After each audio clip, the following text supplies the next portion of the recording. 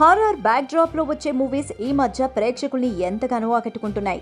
మరీ ముఖ్యంగా black magic నేపథ్యంలో వచ్చే సినిమాలను చూడడానికి ఆడియన్స్ కూడా ఎంతో ఆసక్తిని చూపిస్తున్నారు.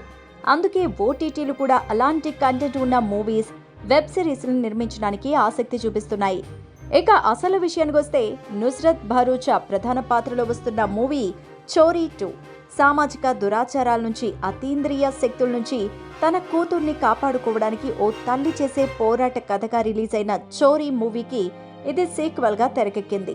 చోరీ మూవీకి విమర్శకుల ప్రశంసలు కూడా రావడంతో దానికి సీక్వెల్ గా వస్తున్న చోరీ 2 పై అందరికీ మంచి ఎక్స్పెక్టేషన్స్ ఉన్నాయి.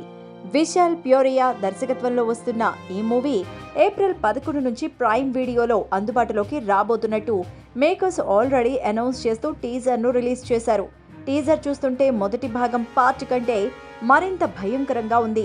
టీజరే ఇంత భయానకంగా ఉంటే మరి సినిమా ఇంకెంత వణుకు పుట్టిస్తుందో అంటూ నెటిజన్స్ అభిప్రాయాన్ని వ్యక్తం చేస్తున్నారు.